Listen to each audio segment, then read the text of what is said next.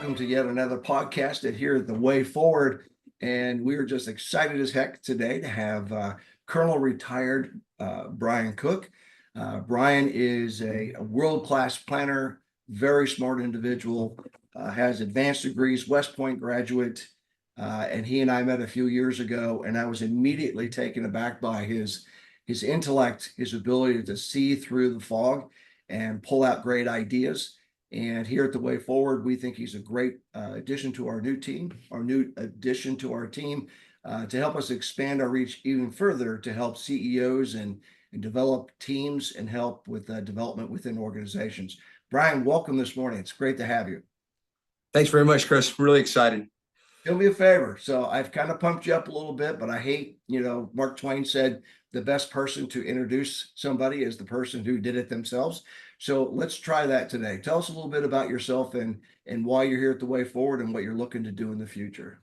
So I'm a 33-year retired Army colonel. I started out as an armor cavalryman. And so I learned to think and move fast at the same time and have impact in a very short period of time. That grew me up very fast. I was in Desert Storm as a 23-year-old young man. And so the Army is the blessing in disguise here of living out, what many people will say, may you live in wicked times. I think we all did.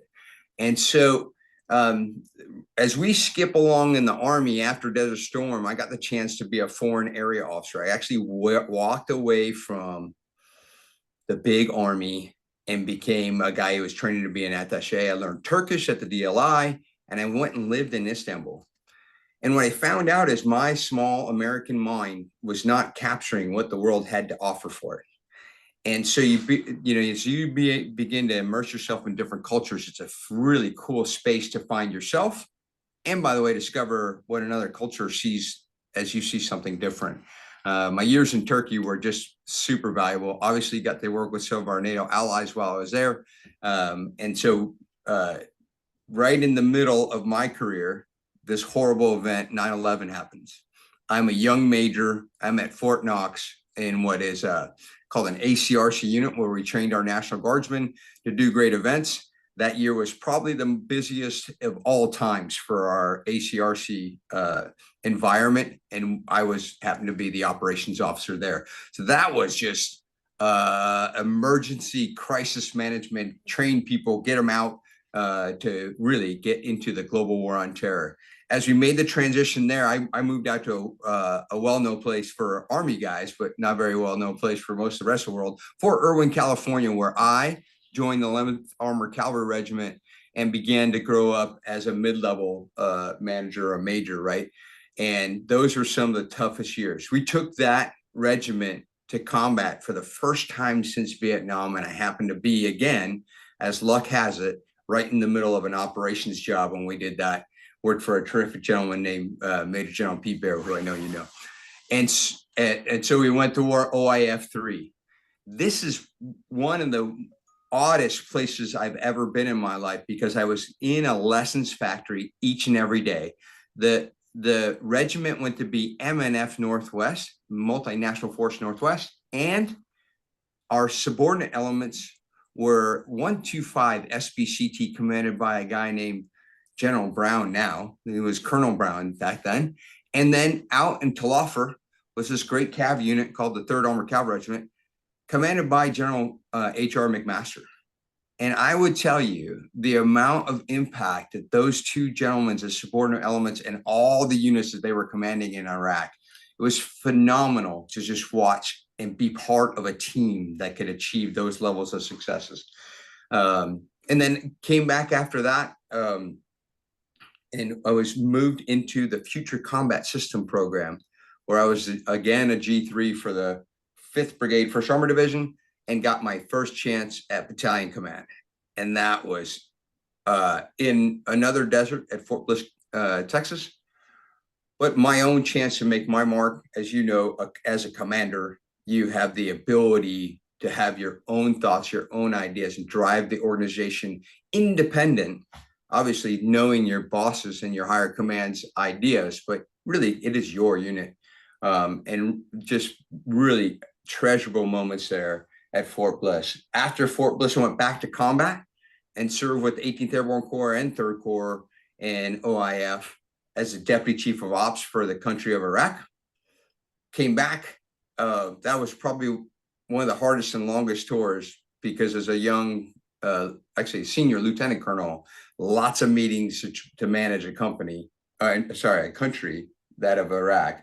And then we came back and went to Naval War College. I selected Naval War College for its high level of institutional worth and just be the ability to think at great lengths about warfare and national security. That was for learning the best year of my life. And then right after that, I rejoined 3rd Corps and met this general named Mark Milley, who led the Corps to Afghanistan to be the ISAF Joint Command Commander and manage Afghanistan. And that time, a little bit different that time with future operations, as most people don't know, is it's the what if team.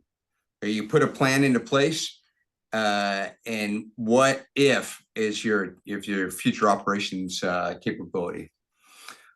Two other, actually, I'll do 3 more pieces. Next was into the Pentagon, where unexpectedly they put me in charge of the Army's training budget, which is, I think, the first time that we met. And I ran the program executive group, or the checkbook, for the Army's training in the Pentagon. And I thought that was going to be a horrible job. And it was a terrific job, because if you remember that relationships rule impact, you'll find out that even with $18 billion, what you really need to do well is have great relationships. And then I got pulled up to the Army War College by a guy named Bill Rapp. Originally I was the G3 up there, but I got the awesome chance to be faculty there, taught for 2.5 years. And at the very end of my time in the Army, a good friend named Jay Gallivan reached out and said, "Hey, we don't have a plan at Army Futures Command, and we'd love to have you come teach our team how to do that." I did that very quickly, and probably with a little bit too much dazzle with the razzle, and got drafted to be the chief of plans at Army Futures Command, where we built the campaign plan, the 7-year plan for the organization to lead it into the future. And that's about it. And we retired right here in Austin, Texas. So a lot of things here to unpack. Yeah. Sorry. Talk about. But before I do that, before I pull, what I want to do is I want to help the audience who are like, what did he just say? Right. To pull some of these things into a deeper conversation about why those things were so critical and what some of those acronyms are. So, okay. Still, how many years have you been retired now? 3, 4. I'm in my 4th. Okay. So for the audience, he's got about another 1.5 years to start spelling out some of these acronyms.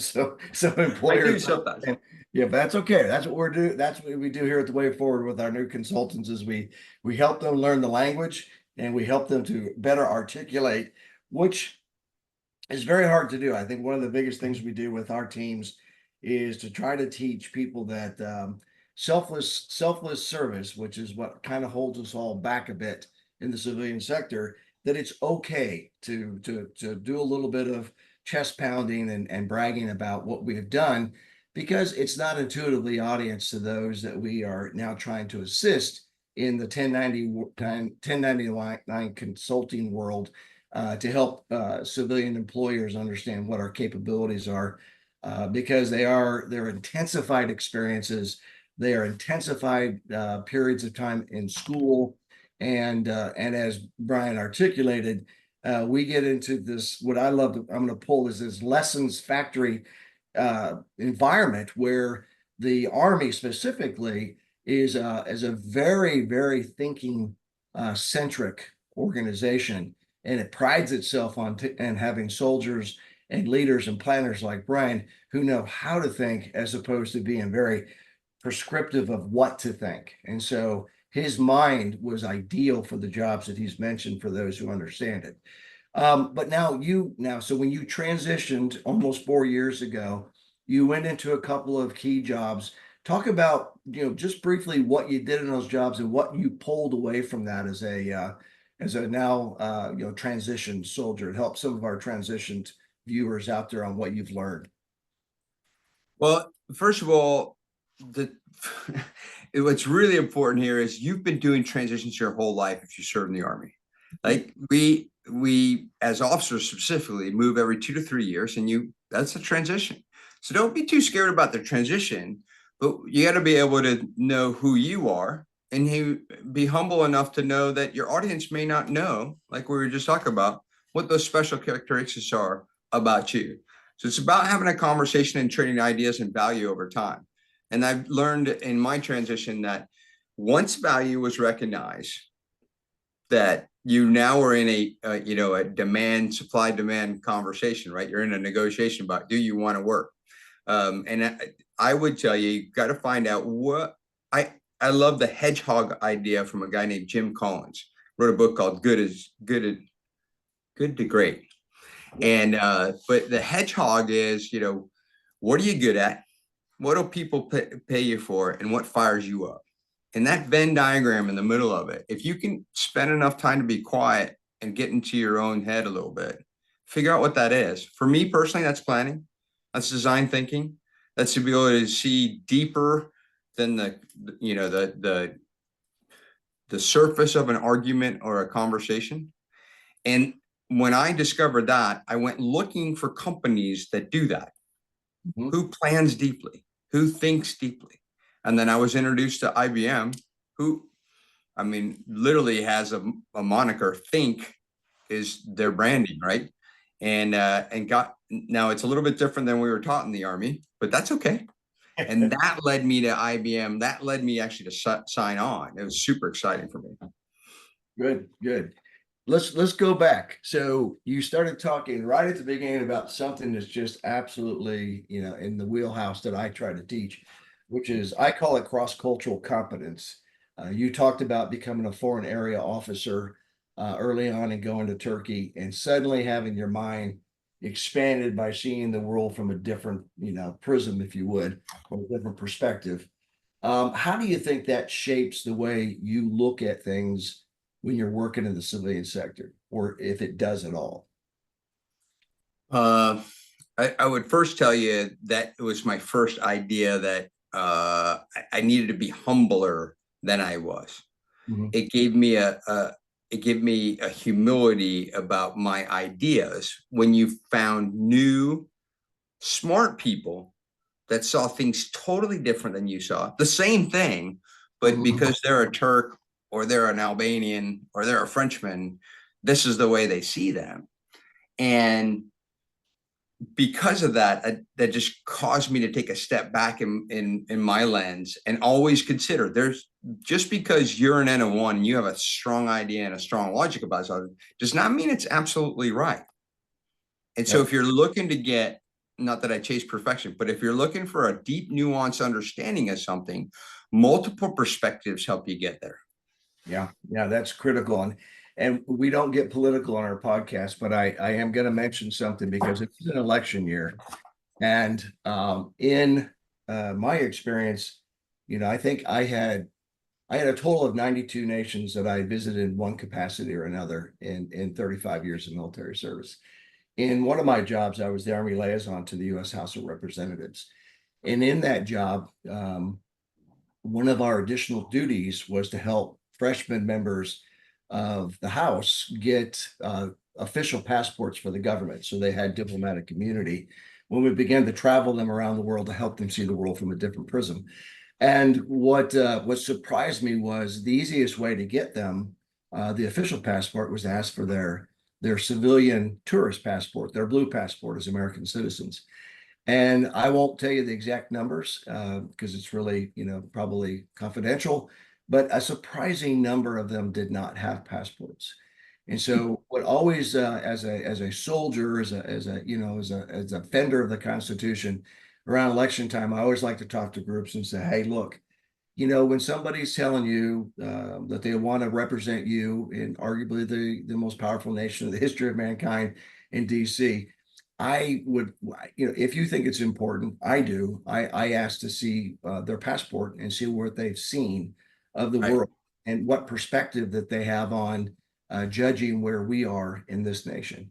And so I think that's why veterans such as yourself and myself, and I don't want to speak for you specifically, but I'm always amazed at the very myopic look of the prism of decisions or our choices that we give ourselves in this nation to look at solving wicked problems. And so I think that is something that I would pull in this discussion with you. So that cross-cultural competence, that understanding of different cultures, it's not just applicable between the United States and the other 186 nations in the world.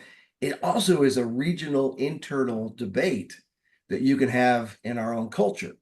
And so Absolutely. you've seen a culture in the Army, you've seen a culture at IBM, you've seen a culture in Turkey, you've had other jobs. How does that recognition of culture and making sure that you understand how that group thinks and how best to make sure they're not all stuck in the same mindset? So um, I, I go back to design thinking with this. Is that at the very core of design thinking is an understanding of an environment before you get to a problem set. What is happening in the environment? If you want to understand an environment, you have to get a multiplicity of perspectives to get there. Back at the War College, we used to say physics doesn't move mountains, chemistry does. And if Yeah. you can get in a room and bring people together, just because you're trying to address their agenda and your boss's agenda or your country's agenda doesn't make you divergent. It just you have to find the middle ground. And that's hard to achieve if you're doing it from one single perspective and saying, I've got the logic, I've got the idea, you got to follow my way. You won't have many people follow you. But if you Yeah. bring more people, onto the team, you get participation, but you also get that capability to understand their agenda and therefore meet in the middle. And then you're off to the races for a better solution. Oh yeah, and I can see it quite often in I saw it in the Army, I saw it everywhere around the world, and I see it really, manifest itself here in the civilian community, in the public sector, in the private sector. That closed mindset. What you would see, someone will walk in with a problem, and the first thing that happens in the room is everybody starts talking about how to fix it before they take just 10 seconds to figure out why do we have the problem in the first place. Right. And maybe they end up fixing the wrong problem. I know Simon Sinek kind of took this this concept of always start with why, and he wrote about it. It was great, but you and I grew up that way. You're always Right. trying to pull the why. Why would we do that? And basically, it always came down to intent, which is an interesting word to me that's not used very much in the civilian sector. What is your intent, boss? Why do you want that effect? What drew you to that conclusion so you can help your boss expand his or her ability to see the problem for what it really is? What's your experience with that? So I want to pull a thread. One, cross-cultural competence, as you put it, is so important. When I got to IBM, I didn't realize there were internal tribes. There's Mhm. compliance and there's contracting and there's people like delivering things, high-powered computers and quant. And then you have us who take care of relationships in industry. And it was much akin to what we'd seen in, previously we call allies and partner activities in the Army. So I just want to pull a thread on that. So it's very useful. Intent is a great, great concept. And the reason I like it best is there's one piece that it's part of the recipe of intent. And I used to teach it in my younger days as decisive to this operation is. Mhm. And if you have not done your homework and figured out what's the decisive point or the decisive thing that you must do as a team to achieve victory in civilian world success, you'll never measure it. So you'll never know if it occurs. And by the way, your team will not do those things without knowing, decisive to this operation is we need 15% growth in the next quarter, whatever it is. And that just cute for anybody who's a teammate goes, oh, the boss just, I got this. And you are either doing that or directly supporting that as a teammate, we know that's going to lead to mission success. And in my post-Army life, I've often been in this discussion about what is that one thing we need to do before everything else. Let's just, keep our head on a swivel in the right way. Well, you talked about schools, and you and I share a lot of those schools together. Then we go off and we have different experiential environments in which to execute what we've learned in the classroom. And I think a lot of people don't, the civilian sector doesn't realize how many degrees we have that are not recognized by the civilian community. Right. I think I have 19, and I know based on what I looked at your bio, you've probably got 16 or 17 of similar but different, with your FAO training, things like that. But the interesting thing to me is that the how to think versus what to think is huge for me out here, which is, you just described how to think, okay, not what to think. There wasn't a set recipe on how you approach, getting Q1, Q2, Q3, which I never heard of until I came to the civilian sector, Right. hitting benchmarks on that. But you and I always had intermediate March objectives we had to accomplish when we understood the overall concept of why those were intermediate March objectives to get to the overall intent of what it was we were trying to have an effect on. And so what I found is that idea of what you just articulated gets back to your comment about multiplicity of effect. So, even though we talked billions of dollars in the military, in the greater scheme of things of what it's asked to do, we were always operating in a resource constrained environment. And so, our Vietnam, more so me than you, but my mentors in Vietnam were all about we're fixing the Army of the 70s after Vietnam. And we were extremely resource constrained back then. Some of the very smart men and women who stayed in the Army after its demise in World War II, excuse me, after Vietnam, who stuck it out despite its, horrible, level of popularity in the United States. They wanted to fix something because they knew it was a great institution. I heard the term multiplicity of effect very early in my career. And the way that was defined was, Chris, here's how I want you to think. Okay. I don't want you to think A plus B equals C. I want you to think differently than that. And the how to think is what I want you to focus on. And so they would say, boss, Albert Clark Welch, and Colonel Welch would say, don't bring me a solution to a single problem. He goes, if we're going to put time and effort into solving a problem, I want you to have a solution that fixes more than one problem. I can't afford a one for one. This isn't a civilian place where we can throw money at an issue and hope it goes away. This is one where I need you to really think hard, really explore, open your apparatus, and think of different ways to go about approaching this and see if you can have that quote unquote multiplicity of effect. In if I'm going to shoot a silver bullet, I want it to kill 7 werewolves. I don't want it to just hit one so the other 6 can keep coming at me at full speed, because I need solutions like that. And to me, that drove innovation, that drove creative thinking, that really empowered me as a junior officer to know that the risk of getting way outside the box would be underwritten by my boss. And he was wonderful about it. Yeah, I mean, I would come in there off the reservation with an idea, and he would go, he goes, I love it that you came up with that. But let me bring you in just a little bit, Chris, and let's try to stay within our bounds of what we can affect. But and you're always constrained by left and right limits for certain reasons, but it was that mindset. And I remember you talked about Fort Irwin, California. Most don't know it's the Mojave Desert. We go out there and fake battle, fight each other, every month, and it's intense and it's difficult. Right. But there was a moniker in our headquarters that said more sweat in peacetime training equals less blood in actual combat. And so that was the mentality. The harder you train and fail and learn and grow, the less chance you will fail when you really have to win. Just curious your thoughts. Well, first of all, I mean, the multiplicity of impacts is really important to consider here. Sometimes it's about the entities you're trying to discover them for.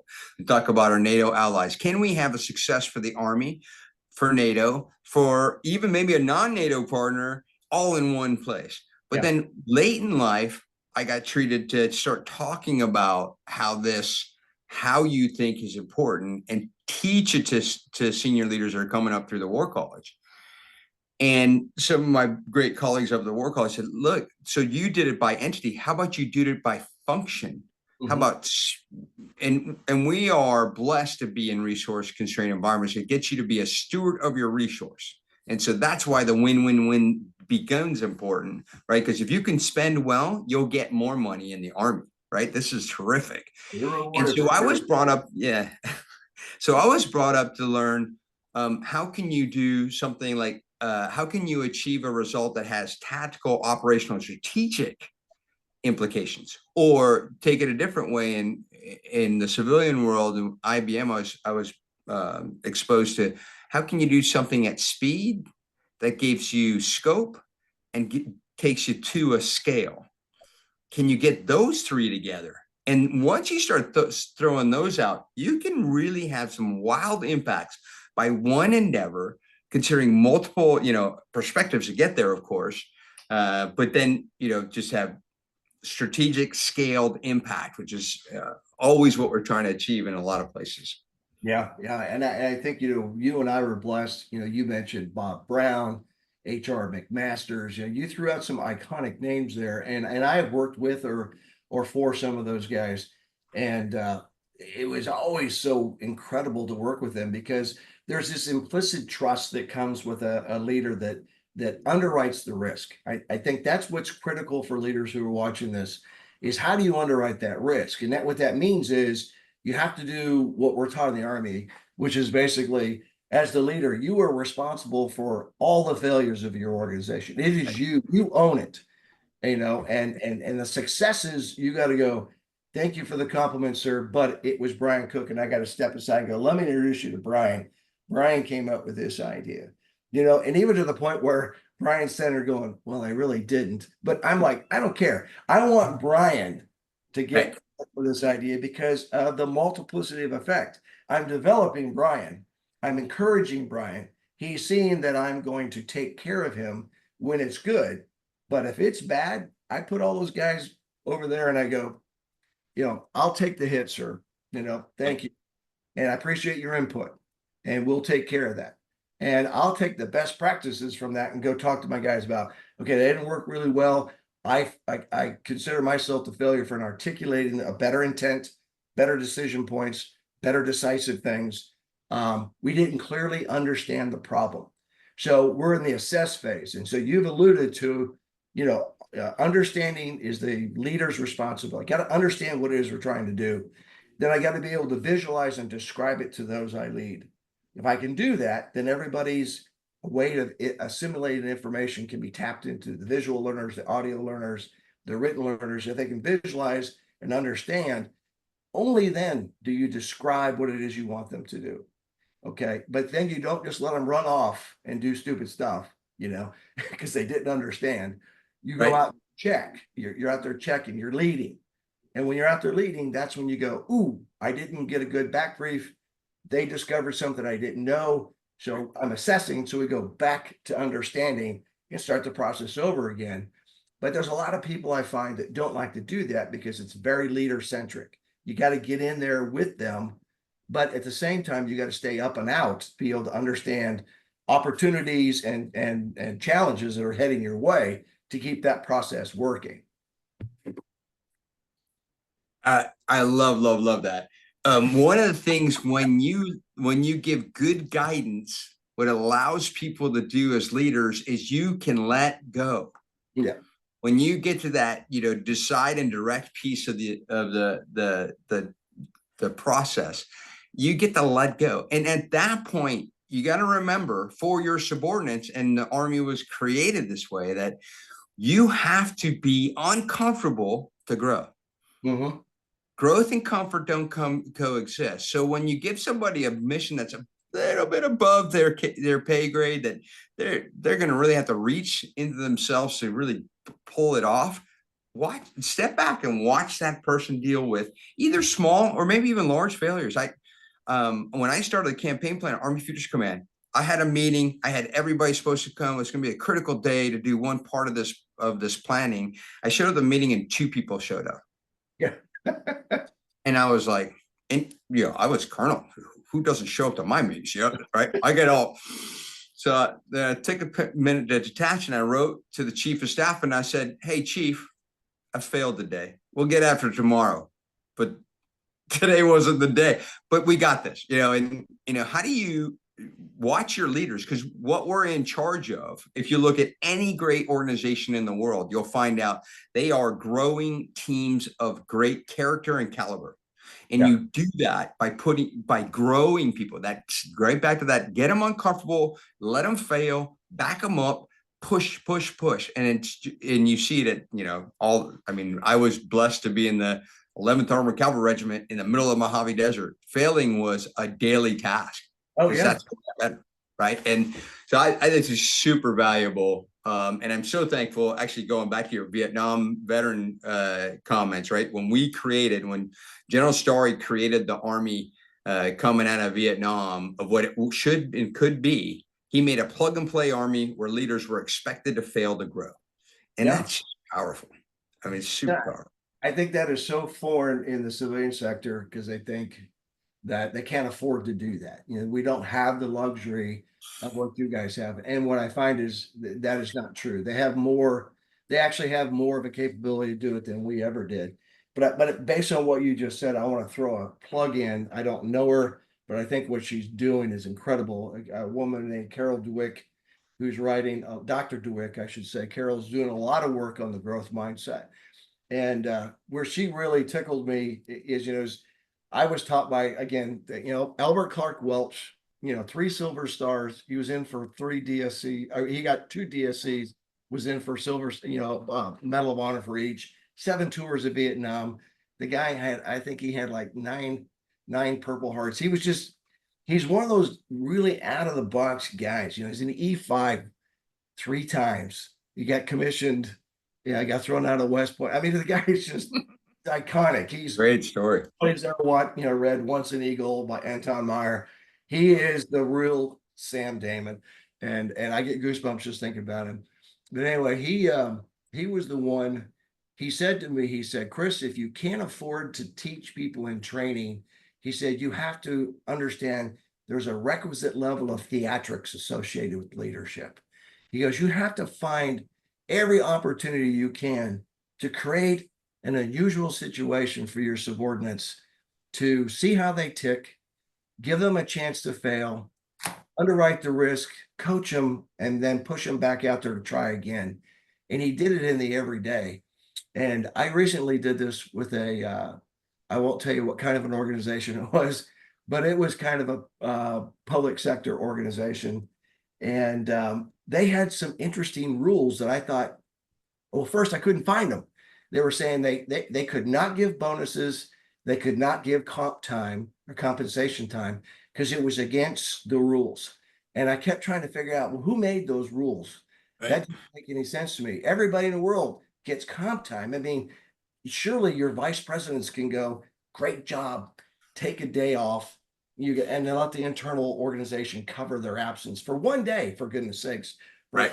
Doing something incredible, or let them go take their kids to school the first day. Anything to improve morale and build that relationship. And they're like, "No, no, no, no." So I went to the CEO and said, "I'm going to give you some scenarios where you can do some theatrics to start building trust within your team." And so I said, one of your VPs is going to give a day off to his entire team. He's going to do it really smart. He's going to spread it out over a whole 6-month period of time. Take it when you can, do it it's most effective for your family. And then we're going to watch the other VTs all jump up with "Oh my gosh, he's going to go to jail because he broke some policy that doesn't exist or a law that never was written." And then it gives you a chance to underwrite the risk and say, "You know what? I wish more of you thought like that." That's the kind of that's the kind of environment I want us to operate under. And it was all set up, it was perfect. He got a 70-person staff employee standing ovation when he mounts the day off. And I was so proud, I got goosebumps. Right. And we go up the next day to the CEO's meeting with the VPs, and the VPs are all mad because everybody's told everybody in the company they're getting a day off. It's like, "You can't do that. It's against the rules, blah, blah, blah, blah." This mythology that existed for years. And here's the president. It was like, here, it's going to happen. There's going to be a moment of leadership and cultural change. And he folded. He just, Oh, he just went, I don't, why did you do that, Vice President? And the Vice President's like, well, I did it because you said to push against things that didn't make sense. So I don't think this makes sense. Nobody can show me. So I did it. Well, you don't have the authority to do that. And the other VPs are right. That's the wrong behaviors. And I don't ever want to see you do that again. And he just crushed it. And I was just like, first off, he's lost that VP forever. That VP is never going to be, he's never going to believe that that leader who's telling him something in the future is going to underwrite the risk. He's going to throw him under the bus. And that's exactly what he did. But so those kinds of scenarios you can create, and there's zero negative impact except for you just saying you're that kind of leader, but you're not. And he exposed himself for what they believed he was. It was right. horrific. I had to pull out of that contract and say, there is nothing I can do to help you from this point on. And he was eventually fired because Oh, super tough. it was sad because it was a perfect scenario for him. But he just didn't have that leadership ability. He exposed his weaknesses. So I don't know if you have other examples of, setting people up to do that kind of stuff, but to me, that was my first one I tried in the civilian sector. It didn't work. Now I've had a couple success ones, but it's interesting how hard it is to convince a leader to do that, Right. you know, and that's the big thing is the how to think, question things. Who was it? Russ Unry that says, don't get stuck on stupid. That's right. Don't do it, don't always do something because we've always done it that way. And that's what our company does outside look. We'll go in and go, why are you doing that? And they go, well, I don't know. Well, do you think that's the right way to do it? No, this is really stupid. I go, okay, well, why are you doing it? Well, that's how we've always done it. You know, Right. And I think that's the greatest, killer of a business is because we've always done it that way. Yeah, the introspective look I have found in the commercial sector is not there. It's forced, and it's almost the way we do it in the Army, that to borrow our words, but the after action review that we use in the Army Yes. is hyper valuable. Some people call them retros out in the civilian space, but I have found that people are resistant to do it because it brings up failures and therefore weaknesses of people. And but that's not how you, again, it's a bit counterintuitive to the great, money making capitalistic revenue and signings companies of the world. But spend that moment, even if it's 30 minutes, and look backwards and go, what if? Like the CEO example you just said, I would have snapped the chalk line and said, hey, let's take a look. Just you and me. I don't need the VPs in the room. Let's just take a look. What just happened there? Yeah. When did you lose courage? Yeah. And just have that conversation. Maybe he's never going to, right? Probably isn't, right? Maybe he's just never going to be that way.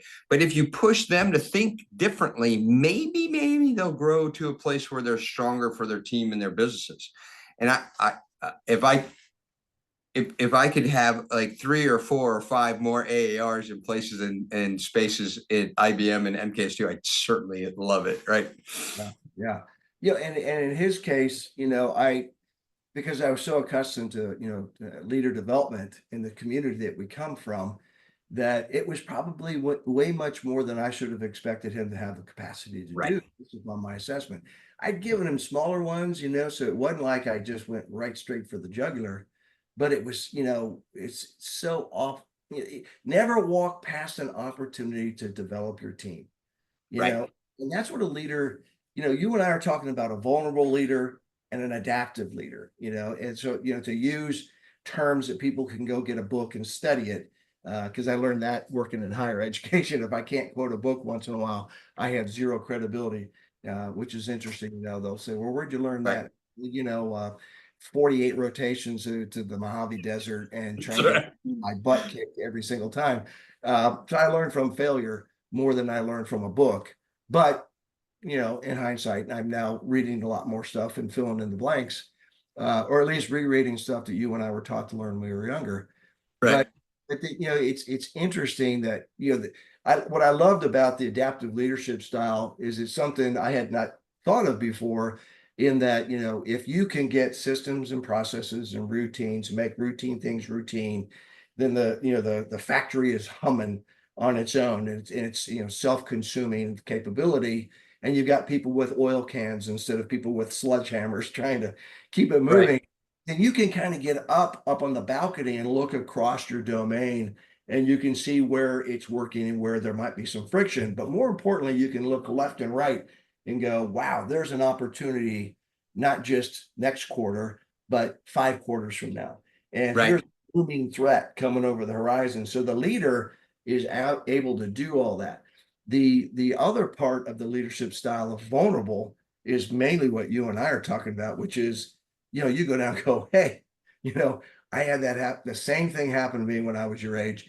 And here's 7 ways since that happened to me that I've learned are possibilities to apply in different situations.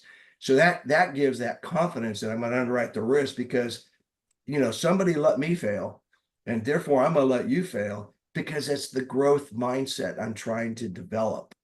Right. And if I can get you thinking that way, then you're going to figure it out at your level, and you're going to make me look good, which is not Yeah. important for a leader, but you're going to take care of the company writ large. Yeah. It has a cumulative effect, and Yeah. most people don't. You can go back into long philosophical arguments. You go back to Aristotle and ask him, what's the sunum bonum? What's the meaning of life? And, the meaning of life is to have a life of meaning, is what he'd tell you, that you are eudaimonic, that you knew how to live with your virtues. Mm-hmm. And that flourishing is true. But at a very basic level, you are today's version of yourself, and you can be much better. And as soon as you teach one more human to do that, you Yeah. would level up your team. And it's compounding interest here. It's not like you're going to go 1+1=2. This is going to be 1 times 17 by the time you get done with it. Because if you could teach one person to do that, it gets promulgated over the team, and then you've got results and impacts are going everywhere. And again, going back to your point, I think the biggest point here is that allows you to detach and even be better next time you come in with guidance and directives, right? It's super powerful. The leaders got to get up and out, and leaders got to continue to develop. The leaders got to continue to anticipate. Right. And the more they empower their workforce, like Simon Sinek says, if you get the team right, the business will take care of itself. And I think he's dead solid perfect on it. Now, Right. your audience is a little concerned right now because you're quoting Aristotle, but Sorry about that. I think it's a great segue to my last question. And again, it's a testament to the kinds of education and encouragement we've had to read and get outside the box. I mean, you did work for H.R. McMaster's, arguably one of the greatest minds we've Right. produced in the recent era. And again, if you didn't know Aristotle, you couldn't work for H.R. McMaster's, because he would blow you out. Same with Mark Milley. I think when I was a provost at Army University, Mark Milley would land and want to know where his box of books were, because I had to provide him a box of books to read. And I think he read most of them before he flew back, but smart guys. Not anything like what the people think about their Army. No. You get a really interesting point that I would like our audience to look at. If you're a CEO, and the term I'm going to use, and you're thinking about something like this, I think Brian would be ideal for somebody to tap into, to get him to come out and set it up or show you how to do it. You've mentioned after action reviews, and you mentioned earlier working in a lessons factory. Can you expand upon that? Tell a CEO how you would recommend they do something like that, or how you could come in and set something like that up. So the after review is obviously the retroactive look at what you're trying to accomplish. But when you're in an environment and you're moving at great, breakneck speed, and you're having some challenges, it's more often the fact that you have not studied the environment you're in. And I'll go back in, there's pretty easy process here to to go back upon. And the very first part is study your environment, not the problems at hand. Who are the power brokers, the holders, and even some people who think they're stakeholders but have no power in the conversation, right? And take a good hard look and do an analysis. There's lots of different ways to use typologies like SWOT to do that. But only after you understanding that environment, do you go and look at, okay, is there some piece or part of that that's guidance? Let's just say maybe it's guidance from our government in our Army life, right? Guidance from our higher command, or maybe just guidance from the community. What do you know about what you must do? And then right after that, combine those two pieces, and you'll find in there is a challenge that you're not accomplishing. Mhm. And if you can find out what that challenge is and where the tensions are with that challenge, you can level up and build a team to accomplish things over time and space to get success. And again, base those through other words: speed, scope, and scale. Any good thing that has to happen, need to get a quick win to start the change dynamic happening. Right. And then, of course, you've got to address the scope of the problem. But if you can't scale it in the future, it's only going to be an episodic success. Yeah. And then every time you can get a chance, bring the team together, get 30, 45 minutes on the calendar, go, okay, what's going right? What's going wrong? And how can we address either one of those, right? Can we catalyze the strengths and, work against the weaknesses? And it's a flywheel of conversations. Yeah. And that's about it. I mean, they're always exciting conversations for me because those challenges don't appear in my life every day. So, Well, I think you and I get really excited about that because we have been privileged to be in either an initiatives group or a small think tank or a part of a team that pulls together to solve wicked problems because we've worked in where leaders understand the value of that because I was actually put in charge of a huge project with a small team for almost 2 years, basically to move one of our training centers from one state to another state with hundreds of millions of dollars worth of construction, because there's no entity within the organization that's designed just to do that. So, the ability to bring together a team, a tiger team, if you would. I mean, the audience can Google tiger team, it's out there, but bringing teams together to help the CEO think, because you can't afford your own little initiatives group. You right. might to depend if you're a Fortune 5, you might be able to. In the Army, we couldn't live without them because the commander's got to be up and out thinking, seeing the big picture and taking care of the force and doing the resources. But somebody has to be thinking all the time about what's next, scope, scale, intensity, things that you're talking about. And what you really learn is that that's critical. Now, what we do at the way forward is, we'll send somebody like Brian out to you and look at, where is that center of gravity that needs to be looked at to ensure your decisive points are aligned with that center of gravity. Because that center of gravity for a company is what's the one thing you can push that has the greatest amount of effect. Instead of hitting a bunch of things that do 2%, 1%, 3%, how about push and get 80% effect? And so, the lessons factory idea is a tiger team on steroids kind of idea where you bring in somebody to look at best practices and options. And, I've done that with a number of companies now because it's easy to come in from the outside and see the things that have always been that way, to see the rogue things that are in place, the systems and processes or policies and laws that are non-existent, but people live by the mythology, and it's stifling the company because the CEO can't do it all. Normally doesn't have some chief of staff who's managing to help. But sometimes they'll have a COO, but is this a part of their job description? So there's things that we can bring and just dial it just a little bit to improve the way you're doing things and then follow up with mentorship. So I think that's huge. But yeah, the lessons factory, think tiger teams. I would really encourage people to look at that as an option to help you really get to scale and scope and look at the complexity of what you're doing. Any things that you would like to leave with the audience, Brian? I always like to ask for isms. I am sure you have isms. Now, I've had people go, Yeah, you can Google my isms. There's 40, something of them online. But I like to think, I like to have a couple of isms. Just kind of again, how to think, is what my isms are about. I'd be curious if you have any you want to share with the audience. Um, First, the one thing I do is I start my success of any one day the night before. Okay. My biggest success for my brain to achieve what it's trying to achieve, I need great sleep. And I format my days as a foundation to do that and that alone. So that I wake up early before the rest of the world because there's always an enemy at the gate, and I get started before everybody else is rustling and getting going. But that's probably the one thing. If you are not sleeping well, treat yourself to an extra hour of sleep tonight. Tell me I'm wrong after you sleep well, and I'll take credit for that. But I never slept enough in the United States Army, and I found when I got out that sleep just helps me think and flow so much better.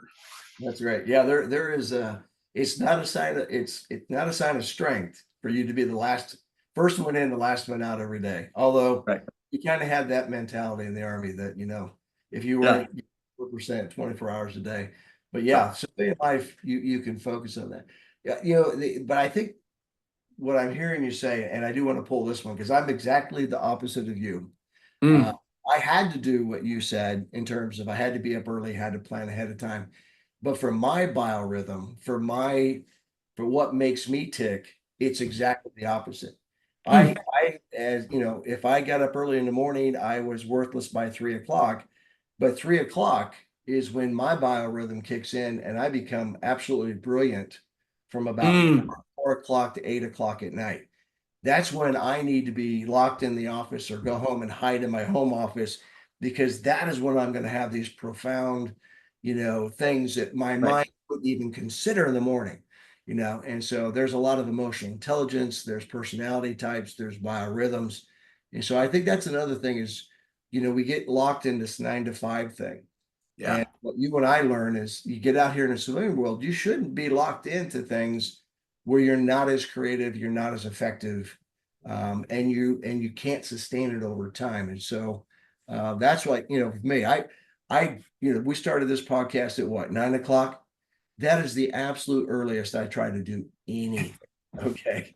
You That's know, fair. I had to do a radio show at 6 o'clock last week. I don't know what he talked about. I think I passed out twice during the show. So, but anyway, biorhythm and if you're in charge, hold it. If you're in charge, make it work for the team. And that's applied to Yes. everybody else in the team. You may be happy as a clam, Brian. I don't want to come to work with you at 6 in the morning. Okay. Because Right. you'll destroy my day. And you don't want me having you after there at 6 o'clock because you're trying to get to bed. Or actually you're trying to get home and plan your next day. That's So it. operating and understanding your workforce and how they do that is as critical as understanding how much compensation they need, what kind of resources. Sleep and biorhythm is a resource that managers should be cognizant of. So Absolutely. leave it at that. And I have so many notes from what you said today, Brian. I'm definitely going to do at least 2 more of these here in the near future. Okay. I'd love it. All Love right. it. Always great Good luck. to think and chat together, Chris. Good luck. And again, for the audience, find Brian on our website. Brian is standing by. He's ready to go. He promises he won't show up at 5 o'clock in the morning unless you That's ask. right. Have a great day, buddy. Thank you.